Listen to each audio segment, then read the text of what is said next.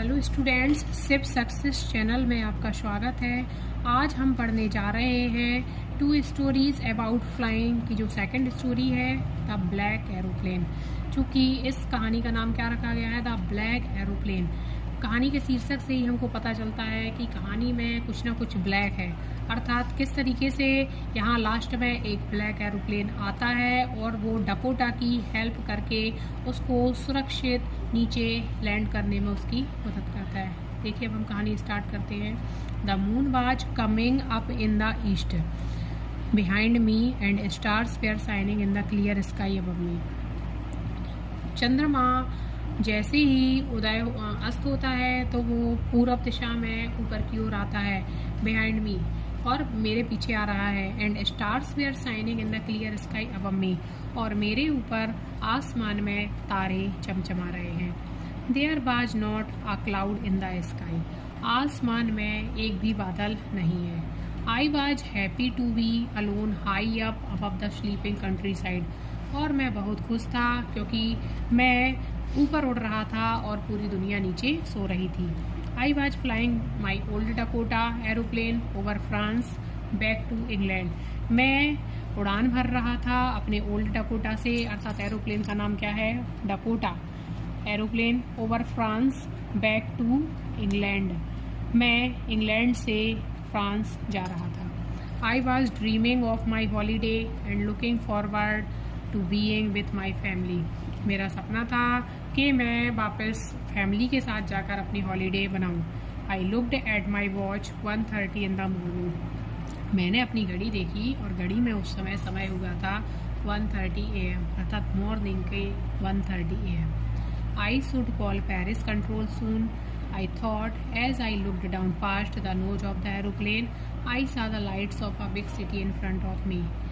मैंने सोचा कि मुझे पेरिस कंट्रोल से अभी कांटेक्ट करना चाहिए, और मैंने सोचा I looked down past the nose of the aeroplane, जैसे ही मैंने एरोप्लेन के नोज को देखा, अर्थात एरोप्लेन का एक जो नुकीला वाला हिस्सा होता है उसे एरोप्लेन की नोज कहा जाता है। आई सा the lights off the big city in front of मी, मैंने देखा जो सिटी की लाइट है वो मेरे सामने है। I switched on the radio and said, मैंने रेडियो को ऑन किया और मैंने कहा, Paris control Dakota DS 088 here, can you hear me, I am on way to England over. तो वो कह रहा है कि मैंने पेरिस कंट्रोल में मैंने अपना कांटेक्ट किया, मैंने बोला डकोटा DS 088 हियर, यहाँ पर है, कैन यू हियर मी, क्या आप मुझे सुन पा रही हैं, मुझे इंग्लैंड के रास्ते पर जाना है। The voice from the radio answered me immediately, DS 088 I can hear you, radio से तुरंत ही आवाज़ आई, DS 088 I can hear you, मैं आपको सुन सकती हूँ। You want to turn 12 degree west now, DS 088 over. तो वहाँ से रेडियो से सिग्नल आया कि आप पश्चिम की ओर 12 डिग्री के एंगल से जाइए।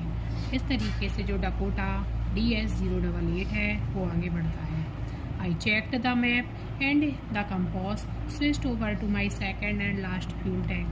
तो जैसे ही उसने उड़ान भरना आरम्भ की तो वो कह रहा है, ब्लैक एरोप्लेन, तो एरोप्लेन का पायलट कह रहा है, मैंने अपना मैप चेक किया, मैंने कंपास चेक किया, और मेरे जो एरोप्लेन में 2 टैंक होते हैं, पहले टैंक का ईंधन ख़त्म हो गया है, इसीलिए जो मेरा लास्ट टैंक है मैंने उसका फ्यूल चेक किया।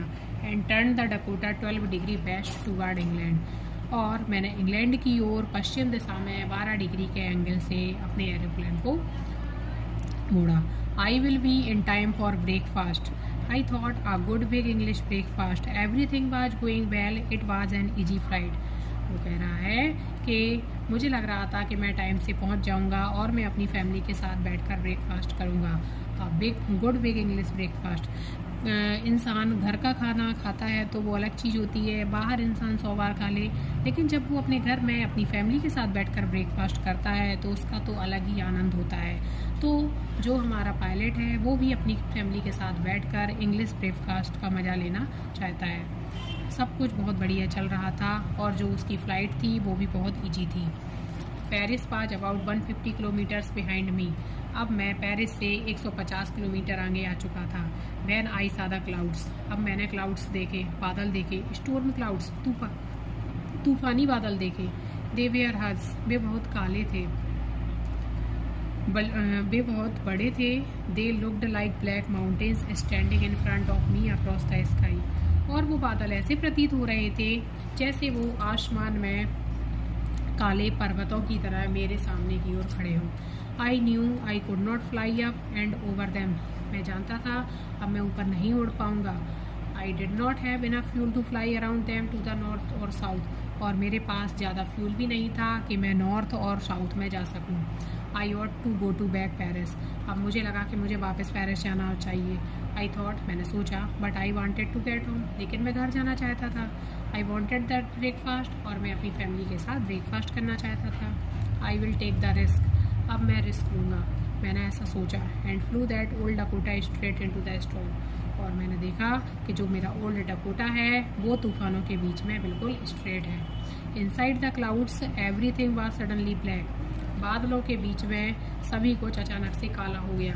It was impossible to see anything outside the aeroplane, यह बहुत ही असंभव था कि एरोप्लेन के बाहर कोई कुछ भी देख पाए, क्योंकि जो काले बादल थे उनने पूरे एरोप्लेन को घेर लिया था, अर्थात चारों ओर काले ही काले बादल छाए हुए थे।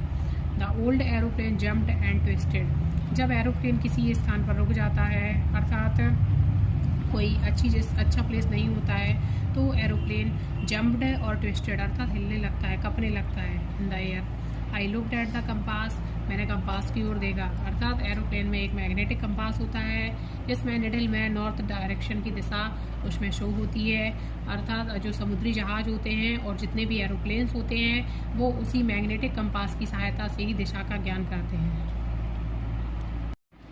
My eyes, the compass was turning round and round and round. It was dead. It would not work. The other instrument were suddenly dead too. I tried the radio. तो वो कहता है, मुझे मेरी आंखों पर विश्वास नहीं हो रहा था, जो कंपास था वो बार बार गोल गोल घूम रहा था, अर्थात यह डेड हो चुका था। It would not work, अब यह काम नहीं करेगा। The other instrument were suddenly dead, और जो अन्य इंस्ट्रूमेंट भी थे मेरे उस एरोप्लेन में वो सभी डेड हो चुके थे। Paris control, can you hear मी, तो पायलट ने बोला, पैरिस कंट्रोल, क्या आप मुझे सुन पा रही हैं? देयर वाज नो आंसर, लेकिन कोई भी आंसर नहीं आया। The radio was dead too, radio भी डेड हो चुका था। I had no radio, no compass and I could not see where I was, मेरे पास ना कोई रेडियो था ना कोई कंपास था, और मुझे ये भी पता नहीं था कि मैं कहाँ पर हूँ। I was lost in the storm, मैं तूफानों के बीच में गुम हो गया था। Then in the black clouds quite near me, और मेरे पास काले बादल थे, अर्थात मेरे नज़दीक काले ही काले बादल छाए हुए थे। आई सॉ अनोदर एरोप्लेन, अब मैंने एक दूसरा एरोप्लेन देखा। It had no lights on its wings, इसके विंग्स पर कोई भी लाइट नहीं थी। But I could see it flying next to me through the storm, लेकिन मैं ये देख पा रहा था कि ये इन तूफानों के बीच में मेरे एरोप्लेन के बगल में उड़ रहा था। I could see the pilots face turn towards me, मैंने उस पायलट्स का फेस देखा जो मेरे एरोप्लेन की ओर आ रहा था। I was very glad to see another person, मैं उस दूसरे आदमी को देखकर बहुत खुश हुआ। He lifted one hand and waved, उस दूसरे पायलट ने मेरी ओर हैंड से इशारा दिया। Follow me he was saying, उसने मुझसे कहा कि मेरा पीछा करो। He knows that I am lost, I thought he is trying to help me, शायद वह जानता था कि मैं गुम हो गया हूँ, अर्थात वह मेरी मदद करने की कोशिश कर रहा था। He turned his aeroplane slowly to the north, उसने अपना एरोप्लेन बहुत धीमे से नॉर्थ डायरेक्शन में टर्न किया। In front of my Dakota so that it would be easier for me to follow him, और यह मेरे लिए बहुत आसान था क्योंकि उसने अपने एरोप्लेन को मेरे एरोप्लेन के जस्ट सामने से टर्न किया, अर्थात उसने इसलिए टर्न किया ताकि मैं उस एरोप्लेन का पीछा आराम से कर सकूं। I was very happy to go hand the strange aeroplane like an obedient child, और मैं बहुत खुश था कि मैं उस एरोप्लेन का पीछा उसी तरीके से कर रहा था जिस तरीके से एक छोटा बच्चा अर्थात आज्ञाकारी बच्चा अपने पेरेंट्स का पीछा करता है। After half an hour the strange black aeroplane was still there in front of me in the clouds, आधे घंटे के बाद जो स्ट्रेंज ब्लैक एरोप्लेन था वो स्थिर हो गया इन front of me in the clouds. बादलों के बीच में वो मेरे सामने बिल्कुल स्थिर हो गया।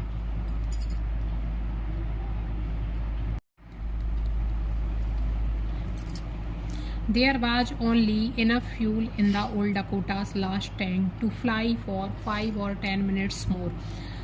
मेरे टैंक में केवल कुछ ही फ्यूल बचा था जिससे मैं 5 और 6 मील की दूरी ही तय कर पाऊंगा। I was starting to feel frightened again. अब मुझे फिर से डर महसूस हो रहा था। But then he started to go down and I followed through the storm. लेकिन जैसे ही मैं नीचे गया तो मैं तूफानों के बीच से नीचे चला गया। Suddenly I came out of the clouds and सा 2 long straight lines of lights in front of मी। अचानक से ही मैं जैसे बादलों से बाहर निकला, मैंने देखा लाइट की 2 स्ट्रेट्स लाइन थी, वो मेरे एरोप्लेन के जस्ट सामने थी। अर्थात कोई भी एरोप्लेन जब एयरपोर्ट पर पहुंच जाती है तो उसको सिग्नलिंग दी जाती है लाइट के द्वारा। उसी तरीके से मेरे एरोप्लेन को भी सिग्नलिंग दिया जा रहा था। It was a runway and airport. यह एयरपोर्ट था, अर्थात मैं एयरपोर्ट पर पहुंच चुका था। आई वॉज सेफ, मैं सुरक्षित था। I turn to look for my friend in the black aeroplane. मैंने पीछे मुड़ के देखा कि मैं अपने उस दोस्त को देख लूँ जिस ब्लैक एरोप्लेन ने मेरी मदद की है। But the sky was empty, लेकिन आसमान साफ था, अर्थात वहाँ कोई भी नहीं था। देयर वाज नथिंग देयर, वहाँ पर कोई नहीं था। The black aeroplane was gone, जो काला एरोप्लेन था वो जा चुका था। I could not see it anywhere, मुझे यह कहीं भी नज़र नहीं आ रहा था। I landed and was not sorry to walk away from the old Dakota near the control tower. मैंने लैंड किया और was not sorry to walk away from the old Dakota near the control tower, और मैं उसका thank you नहीं बोल पाया। मुझे बहुत धन्यवाद हुआ कि मैं उस ब्लैक एरोप्लेन को थैंक यू नहीं बोल पाया। I went and asked a women in the control centre. मैं गया और जो कंट्रोल सेंटर में जो वुमेन थी जो वहाँ से सिग्नलिंग को कंट्रोल कर रही थी, मैंने उनसे पूछा where I was and who the other pilot was, I wanted to say thank you. तो उन्होंने कहा कि मैं कहाँ पर था और वो आदमी कहाँ पर है, अर्थात वो पायलट कहाँ पर है, मैं उससे थैंक यू बोलना चाहता हूँ। She looked at me very strangely, वो बहुत मुझे भयावह अर्थात अचानक तरीके से अजीब सा देख रही थी। एंड देन लाफ्ड, और मुस्कुराने लगी। अनदर एरोप्लेन, दूसरा aeroplane, up there in the storm, वो भी तूफान में। No other aeroplanes we are flying tonight, पिछली रात कोई भी एरोप्लेन वहाँ पर नहीं था। Yours was the only one I could see on the radar, तुम्हारा ही एरोप्लेन एक था जो उस दिन था, उसके अलावा वहाँ पर कोई भी एरोप्लेन नहीं था। So who helped me to arrive there safely without a compass और a radio and without any more fuel in my tanks. तो इस तरीके से वो कहता है फिर वो कौन था जिसने मेरी मदद की और मुझे सुरक्षित बिना कंपास के, बिना रेडियो के और बिना फ्यूल के मुझे यहाँ तक सुरक्षित भेज दिया। Who was the pilot on the strange black aeroplane, और उस ब्लैक एरोप्लेन में वह पायलट कौन था। फ्लाइंग इन द स्टॉर्म, जो तूफानों के बीच में उड़ रहा था, विदाउट लाइट्स, बिना लाइट के। अर्थात कहानी की जो एंडिंग है वो एक क्वेश्चन मार्क पर एंड हो रही है। इसमें आगे का कोई जिक्र नहीं किया गया है कि वो ब्लैक एरोप्लेन कौन था। हो सकता है कि भगवान ने उसकी कोई मदद की हो, अर्थात किसी अजनबी को उसकी मदद करने के लिए भेजा हो। चैनल को लाइक एंड सब्सक्राइब करना ना भूलें। जय हिंद, जय भारत।